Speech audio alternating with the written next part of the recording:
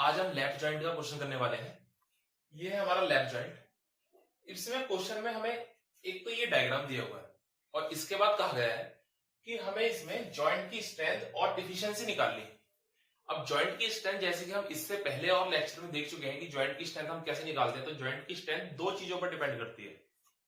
Joint की strength दो चीजों पर डिपेंड करेगी। पहला तो रिवेटिंग, यानी कि ये जो लैप जॉइंट लगा हुआ है जिसका ये इसका टॉप व्यू है, इसमें 4 रिवेट है। रिवेटिंग है डबल रिवेटिंग। डबल रिवेटिंग कैसे? एक रिवेटिंग ये रही, एक रिवेटिंग ये रही। ये एक रो है रिवेटिंग की और एक रो ये है, एक रो ये है। 2 रो है रिवेटिंग की। जितनी रो होती है उतनी होती हम बोलते हैं रिवेटिंग। यानी कि 2 रो है तो ये हो गया हमारा डबल रिवेटिंग। अब इसमें एक रो में कितने रिवेट है? 2 रिवेट है। तो जब एक रिवेट में 2 रिवेट है तो इसका मतलब टोटल रिवेट हमारा होगा ये 4। अब इसके बाद जॉइंट की जो स्ट्रेंथ निकालते हैं, जॉइंट की स्ट्रेंथ डिपेंड करती है एक तो रिवेटिंग के द्वारा और एक प्लेट। ये जो पूरा जॉइंट है, इस जॉइंट की स्ट्रेंथ की बात करें, यानी कि यहां से फोर्स इसे इस तरफ खींच रहा है और यहां पर एक फोर्स इसे इस तरफ खींच रहा है। इसके बाद ये जो पूरा जॉइंट है ये खुलेगा या फिर टूटेगा कितने फोर्स पर? ये किस पर डिपेंड करेगा? एक तो रिवेट पर, फिर पूरे इन चारों रिवेट की मिलाकर इन चारों की कितनी स्ट्रेंथ है, दूसरा इस प्लेट की कितनी स्ट्रेंथ है। अब जिसकी भी स्ट्रेंथ कम होगी वो पहले टूट जाएगा। अगर रिवेट की स्ट्रेंथ कम है तो हम फोर्स लगाते जाएंगे और एक समय आएगा कि रिवेट टूट जाएंगे। और अगर प्लेट की स्ट्रेंथ कम है तो जब हम फोर्स लगाते जाएंगे तो रिवेट तो टूटेगा नहीं लेकिन प्लेट टूट जाएगी। अब यहां पर ही ये दे रखा है जॉइंट की स्ट्रेंथ डिपेंड करती है 2 चीजों पर। एक तो रिवेटिंग की स्ट्रेंथ कितनी है, दूसरा प्लेट की स्ट्रेंथ कितनी है। रिवेटिंग की अगर कमाई तो हम कह देंगे कि जॉइंट की स्ट्रेंथ जो है वो इतनी है जितनी भी रिवेटिंग की स्ट्रेंथ होगी। और अगर प्लेट की स्ट्रेंथ कम आई तो हम कह देंगे कि जॉइंट की स्ट्रेंथ जो है वो जितनी भी प्लेट की आई ये हम बता देंगे। अब इन दोनों की स्ट्रेंथ निकलेगी कैसे? अब रिवेटिंग की स्ट्रेंथ निकालने के लिए हमें निकालना पड़ता है, एक और टर्म आती है रिवेट वैल्यू, आरवी, जिसको हम लिखते हैं। जैसे ये लिखा है आरवी। आरवी है एक रिवेट की कितनी स्ट्रेंथ है। अब एक रिवेट की कितनी स्ट्रेंथ होगी, इसमें टोटल 4 रिवेट है तो एक रिवेट की जितनी स्ट्रेंथ होगी उसकी जब हम गुणा कर देंगे 4 से तो हमारे पास निकल कर आ जाएगा 4 रिवेट की स्ट्रेंथ। और इस केस में जो 4 रिवेट की स्ट्रेंथ है वही है रिवेटिंग की स्ट्रेंथ। तो यहां पर लिखा है कि जो रिवेटिंग है ये रिवेटिंग बराबर है आरबी, यानी कि एक रिवेट की कितनी स्ट्रेंथ है गुणा नंबर ऑफ रिवेट, यानी कि कितने रिवेट्स लगाए गए हैं। जो यहां पे इस केस में नंबर ऑफ रिवेट कितने हैं, ये है 4।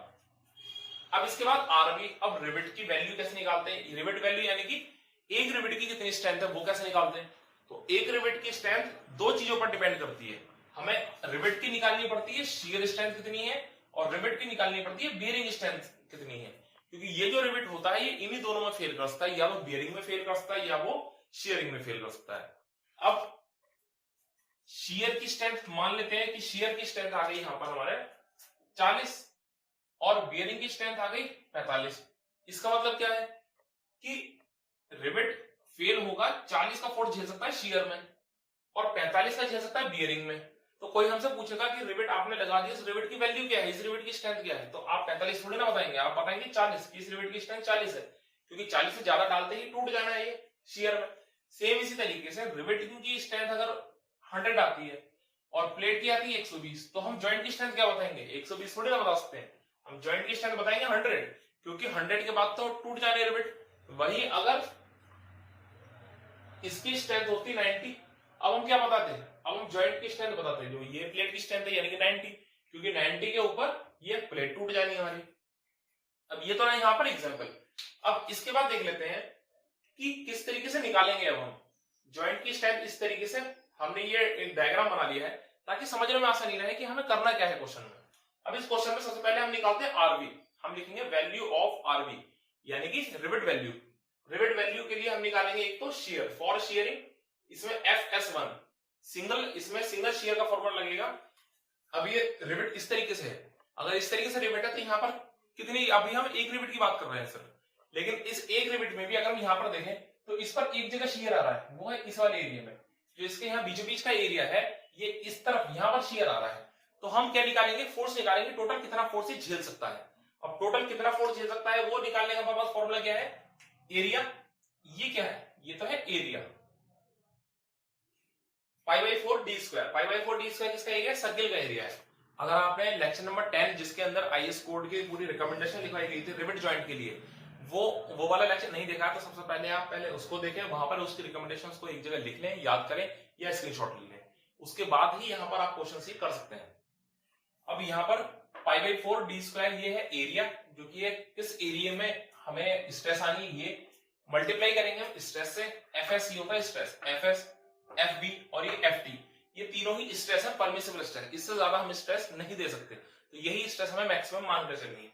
तो जब हम एरिया की मल्टीप्लाई करते हैं स्ट्रेस से, स्ट्रेस क्या होता है? फोर्स अपॉन एरिया, तो फोर्स अपॉन एरिया ये है, स्ट्रेस है फोर्स अपॉन एरिया, एरिया से एरिया कट जाएगा, क्या बचेगा? फोर्स। तो इसका मतलब ये एफएस1 क्या आएगा? ये फोर्स आएगा। फोर्स कौन सा? ये आएगा शियर फोर्स। किसके द्वारा झेला जाएगा? ये झेला जाएगा एक रिवेट के द्वारा। तो यहां से अगर हम वैल्यूज इसकी पुट करें तो वैल्यूज हमें क्या दे रखी है? π/4 मल्टीप्लाइड बाई डी। डी कितना दे रखा हमको?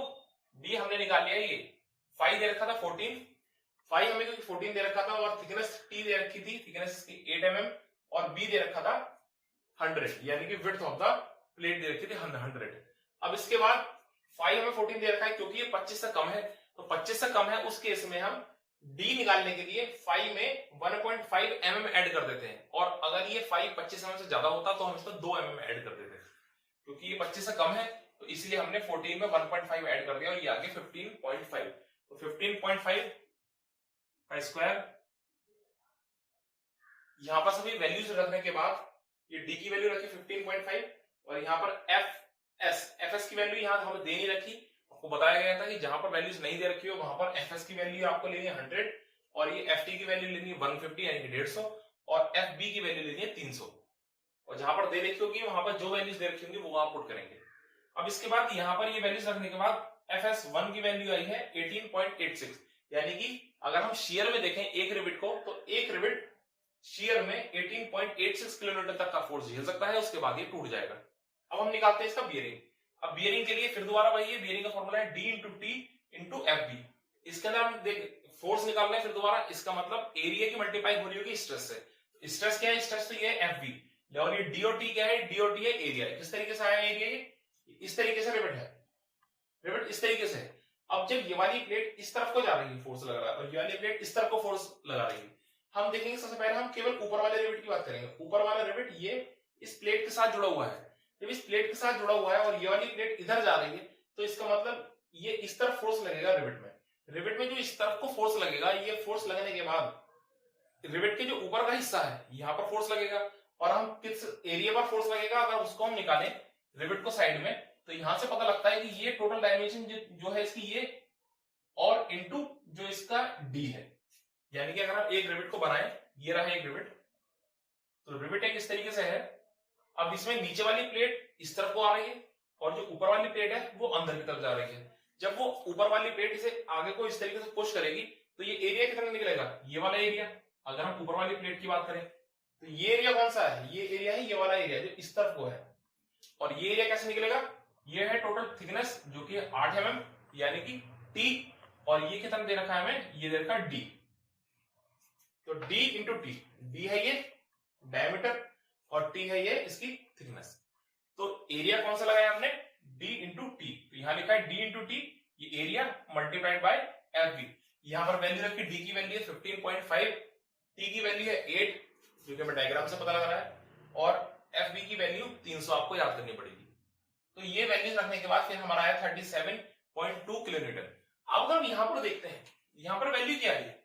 इसकी वैल्यू आई है 37.2 किलोमीटर बियरिंग की वैल्यू, और यहां पर शेयरिंग की वैल्यू कितनी है? 18.86 किलोमीटर। अब हम देख सकते हैं आराम से कि एक रिवेट फेल होगा 37 पर बियरिंग में, और शेयर में फेल होगा 18.86, तो इसकी स्ट्रेंथ कितनी होगी? रिवेट की स्ट्रेंथ को इनसे पूछा, तो एक रिवेट की स्ट्रेंथ होगी ये 18.86, इससे ज्यादा का लोड ही झेलेगा तो ये शेयरिंग में फेल हो जाएगा। तो 18.6 हो गई एक रिवेट की वैल्यू।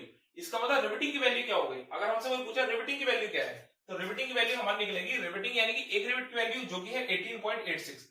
आरबी की वैल्यू क्या हो गई? हम इस तरीके से लिखते हैं आरबी इज इक्वल टू, जो इसकी वैल्यू है 18.86, 18.86, तो 18.86 वैल्यू है आरबी की। Kilo Newton. और रिवेटिंग की वैल्यू क्या आई, अगर हम रिवेटिंग की वैल्यू निकालें तो इसके आरवी की हम गुणा कर देंगे, आरवी की गुणा हो जाएगी 4 से, क्योंकि टोटल रिवेट कितने लगे हुए हैं 4, और ये आरवी है एक रिवेट की वैल्यू। 4 से अगर हम गुणा कर देंगे तो यहां पर हमारी वैल्यूज आ जाएगी रिवेटिंग की। फिर हमारी रिवेटिंग की स्ट्रेंथ कितनी आ रही है 75.44 किलोन्यूटन। यूनिट्स जरूर लिखें इसमें। अब यहां तक ये जो वैल्यू आई इसकी, ये तो आई है रिवेटिंग की वैल्यू, यानी कि यहां तक हमारा ये रिवेटिंग की वैल्यू आ चुकी है 75.44 किलो न्यूटन। ये वैल्यू आ चुकी है रिवेटिंग की। अब यहां तक आप स्क्रीनशॉट ले लें। अब रिवेटिंग की तो स्ट्रेंथ आ चुकी है, लेकिन जॉइंट का स्ट्रेंथ बताने के लिए हमें अभी प्लेट की स्ट्रेंथ और बतानी। प्लेट की स्ट्रेंथ में हम निकालते हैं प्लेट की टियरिंग स्ट्रेंथ। टियरिंग स्ट्रेंथ निकालने के लिए हमें किस तरीके से देखना होगा यहाँ पर, क्योंकि हमने रिवेट में के लिए होल कर दिए हैं। होल करने के बाद जो सेक्शन कम हुआ है प्लेट का, पहले प्लेट का सेक्शन कितना था, ये था 100 मल्टीप्लाइड बाई 8 जो उसकी थिकनेस है, ये था टोटल एरिया।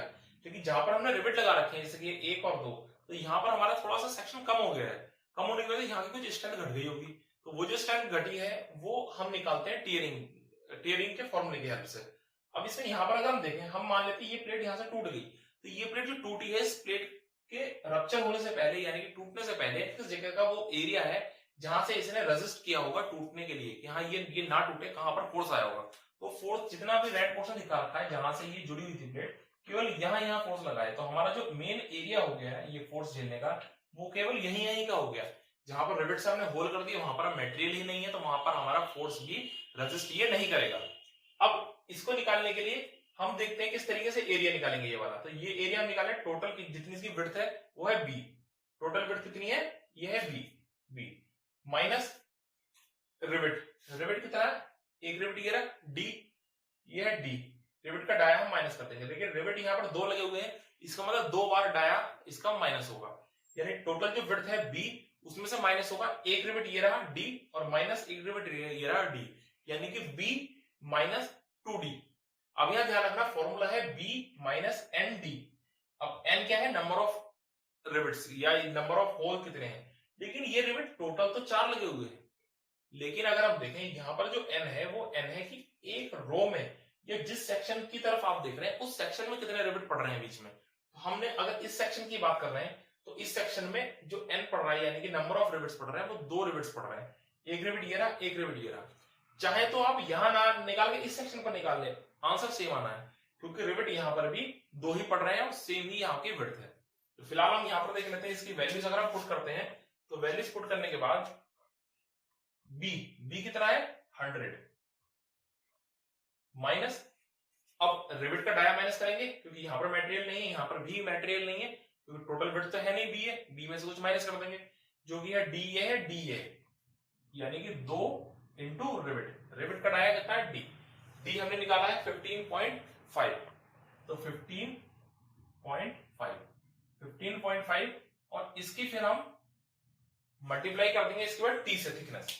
इसे फॉर्मूले में भी टी नहीं लिखा गया, यहां पर फॉर्मूले में टी और आएगा क्योंकि ये तो केवल विड्थ निकाली अभी हमने और डी को माइनस कर दिया, लेकिन एरिया निकालने के लिए ये वाली थिकनेस भी तो रखनी पड़ेगी हमें, ये वाली थिकनेस कितनी है टी, फिर इसकी मल्टीप्लाई होगी एफ टी से, तो इसकी मल्टीप्लाई यहां पर होगी थिकनेस से। थिकनेस कितनी है, थिकनेस दे रखी है 8, थिकनेस 8 और मल्टीप्लाइड बाय एफ टी की वैल्यू कितनी, नॉर्मल वैल्यूज बताई थी, नॉर्मल वैल्यूज में एफ एस यानी शेयर की वैल्यू रखते हैं हम 100, अगर नहीं दे रखी तो एफ बी नहीं रखते हैं 300 और ये एफ टी रखते हैं 150, यहां पर वैल्यू रखेंगे इसकी 150। इसकी वैल्यूज रखने के बाद अगर हम सॉल्व करें तो आंसर एफ टी का आता है 82.8। अब यहां पर देखने वाली बात यह है कि जॉइंट की स्ट्रेंथ के लिए 2 चीजों पर डिपेंड करती है, एक तो रिवेटिंग की कितनी स्ट्रेंथ है, दूसरा प्लेट की कितनी स्ट्रेंथ है। रिवेट जो है रिवेट झेल सकते हैं 75.44 किलोन्यूटन तक का लोड और प्लेट झेल सकती है 82.8 किलोन्यूटन तक का लोड। इसका मतलब अगर हम फोर्स लगाते जाएं तो फोर्स कौन कम झेल सकता है, रिवेटिंग, यानी पहले कौन टूटेंगे, रिवेट। लेकिन जॉइंट की स्ट्रेंथ भी तो किसके बराबर हो गई, रिवेट के बराबर। तो जॉइंट की स्ट्रेंथ किसके बराबर हो गई, अगर हम जॉइंट की स्ट्रेंथ देखें तो जॉइंट की स्ट्रेंथ बराबर हो गई रिवेटिंग की स्ट्रेंथ के बराबर, यानी कि जॉइंट की स्ट्रेंथ हो चुकी है 75.44 किलो न्यूटन, ये हो चुकी है जॉइंट की स्ट्रेंथ। अब यहां तक ये करने के बाद अब हम निकालेंगे इसकी इफिशियंसी। यहां तक पहला आंसर आ चुका है, जॉइंट की स्ट्रेंथ है 75.44 किलोन्यूटन। अब हम निकालेंगे इसकी इफिशियंसी कितनी है। अब जॉइंट की स्ट्रेंथ तो आ चुकी है 75.44 किलोन्यूटन। अब हम निकालते हैं इफिशियंसी। अब इफिशियंसी क्या होता है? इफिशियंसी का फॉर्मूला है जॉइंट स्ट्रेंथ, जो कि हमने अभी निकाली है, divide by strength of the solid plate, यानी सॉलिड प्लेट की कितनी स्ट्रेंथ थी, और उसके गुणा करते हैं 100 से, तो ये आ जाती है इफिशियंसी, क्योंकि इफिशियंसी हम हर बार निकालते हैं परसेंटेज में। अब strength of the solid plate ये क्या है, और ये हम निकालते कैसे, और इफिशियंसी निकालने का मतलब क्या है हमारा, इसको हम अभी समझेंगे। बस एक बार हम strength of the solid plate निकाल लेते हैं, फिर हम इस चीज को समझ लेंगे कि इफिशियंसी निकाल क्यों रहे हैं, इसका हमारा मकसद क्या है निकालने का। पहले strength of the solid plate को समझ लेते हैं। स्ट्रेंथ ऑफ सॉलिड प्लेट का मतलब ये है कि जब हमें जॉइंट लगाने थे, शुरू में तो कोई जॉइंट नहीं था, शुरू में केवल और केवल हमें प्लेट दी गई कि ये रही दो प्लेट, एक प्लेट ये रही, एक प्लेट ये रही, इन दोनों प्लेट को ज्वाइन कर दो। हमारे पास तीन तरीके थे लगाने के। या तो हम रिवेट लगा सकते थे, जो कि हमने लगाए, या हम बोल्ट लगा सकते थे, या हम हो सकता है वेल्डिंग भी कर सकते थे इसमें। और रिवेट लगाने में भी हमारे पास 3 टाइप की रिवेटिंग है। ये हमने चेन रिवेटिंग की है, इसकी जगह हम जिगजैग रिवेटिंग भी कर सकते थे, जिसकी एफिशिएंसी इससे ज्यादा होती है। और हम इसके अलावा डायमंड रिवेटिंग भी कर सकते थे, जिसकी एफिशिएंसी सबसे ज्यादा होती है इन तीनों में। लेकिन हमने क्या किया, चेन रिवेटिंग किया। तो इन सबको नापने के लिए कुछ हमने टर्म बनाई है, एफिशिएंसी ऑफ द जॉइंट, कि हमने कितने आसानी से और कितने कम लागत में कितना इकोनॉमिकली है और जॉइंट लगाया है। अब इसमें कैसे पता लगता है, सबसे पहले हम निकालेंगे सॉलिड प्लेट की स्ट्रेंथ। सॉलिड प्लेट यानी कि जब हमें प्लेट दी गई थी वो ऐसी थी, उसमें एक भी होल नहीं था, क्योंकि रिवेट तो हमने लगाए हैं बाद में। जब एक भी होल नहीं था तो ये रही प्लेट, और इस प्लेट को अगर हम उस समय इस पर फोर्स लगाते, एक फोर्स इस डायरेक्शन में, एक फोर्स इस डायरेक्शन में, तो ये प्लेट कितना फोर्स झेल सकती थी, उसको हम बोलते हैं strength of the solid plate, यानी सॉलिड प्लेट कितना लोड झेल सकती थी। अब अगर हम यहाँ पर डायमेंशन इसके देखें, तो ये डायमेंशन कितनी है, ये डायमेंशन है 100, ये डायमेंशन है 100, जैसे कि इसकी डायमेंशन ये 100 है। और ये क्या है, ये इसकी थिकनेस है, जो कि है 8 mm, ये ऊंचाई इसकी यानी कि थिकनेस, ये 8 mm, ये सॉलिड प्लेट। अब एक बार हम इसकी स्ट्रेंथ निकालते हैं, ये कितनी स्ट्रेंथ झेल सकती थी, तो स्ट्रेंथ इसकी कैसे निकलेगी, वही एरिया मल्टीप्लाइड बाय स्ट्रेस, यानी कि सिग्मा। एरिया कितना है इसका, जब हम इस तरीके से खींच रहे हैं तो एरिया कौन सा रेजिस्ट करेगा, ये वाला ही एरिया रेजिस्ट करेगा, चाहे यहां ले लो या चाहे यहां पर ले लो, जहां पर भी रेजिस्ट करेगा वो यही एरिया रेजिस्ट करेगा। एरिया कितना निकलेगा, 100 इंटू 8, यानी कि टोटल बी मल्टीप्लाइड बाय जो भी है इसकी थिकनेस टी, ये हो गया एरिया मल्टीप्लाइड बाय, फिर हम यहां पर लगाते हैं इसके लिए एफ टी, वही लगाते हैं टीयरिंग ऑफ द स्ट्रेंथ का स्ट्रेसेस में। अब इसकी वैल्यू कितनी आ गई, यहां पर ये है 100 मल्टीप्लाइड बाय 8 मल्टीप्लाइड बाय 150। इसे सॉल्व करने के बाद हमारे पास आंसर आता है 120 किलोमीटर। अब यहां पर अब समझ में आ जाएगा कि इफिशियंसी और जॉइंट ये है क्या, हमने निकाला क्यों। जो हमें प्लेट शुरू में दी गई थी जिसपे हमें जॉइंट लगाना था, उस जॉइंट की स्ट्रेंथ कितनी थी, 120 किलोमीटर, यानी कि 120 किलोमीटर तक का अगर उस पर लोड लगाएंगे तो वो प्लेट टूटती नहीं। लेकिन हमने जो जॉइंट लगाया है उसी प्लेट पर, उस प्लेट पर हमने जैसे भी जॉइंट लगाया, उस जॉइंट की स्ट्रेंथ कितनी बैठ रही है, 75.44 किलोमीटर, यानी कि स्ट्रेंथ उसकी थी 120 किलोमीटर की, और हमने जो जॉइंट बना के दिया है, और हमने उसे जॉइंट देने के बाद बना के उससे कह दिया है कि 75.44 किलोमीटर से ज्यादा का फोर्स मत लगाना, वरना ये जॉइंट टूट जाएगा। तो उसका तो लॉस हो गया, वो प्लेट लेकर आया 120 किलोमीटर लोड झेलने के लायक, और हमने उसको जॉइंट बनाकर दे रहे 75.44 किलोमीटर तक का, इसका मतलब उसका तो लॉस हो गया। तो इसी को ही नापने के लिए हमने बनाया एफिशिएंसी ऑफ जॉइंट। इसका फॉर्मूला क्या है, नीचे हम रखते हैं कितने प्लेट की स्ट्रेंथ थी सॉलिड प्लेट की, डिवाइड बाय जो हमने जॉइंट बनाया उसकी स्ट्रेंथ कितनी है, और मल्टीप्लाइड बाय 100। अब इसको अगर हम सॉल्व करें, सॉल्व करके यहाँ एफिशिएंसी ऑफ जॉइंट यहाँ पे निकालते हैं। जॉइंट की स्ट्रेंथ है 75.44 किलोन्यूटन, और सॉलिड प्लेट की स्ट्रेंथ है 120 किलोन्यूटन इंटू 100। इसको अगर हम सॉल्व करते हैं तो आंसर आएगा 62.8%, यानी कि 62.8% की हम इफिशियंसी दे रहे हैं, यानी कि बाकी जो इसके अलावा बचा है 100% में से 62.8 की ही स्ट्रेंथ हमने इसकी यूटिलाइज की प्लेट की, बाकी हमने वेस्ट कर दिया। तो यही हम आगे देखेंगे कि कैसे कैसे हम और रिवेटिंग करेंगे और उसमें स्ट्रेंथ इसकी बढ़ जाएगी। अगली बार जो नेक्स्ट क्वेश्चन करेंगे वो काफी ज्यादा इंपॉर्टेंट रहने वाला है, क्योंकि वो क्वेश्चन हम करेंगे डायमंड रिवेटिंग का। और डायमंड रिवेटिंग जैसे कि बताया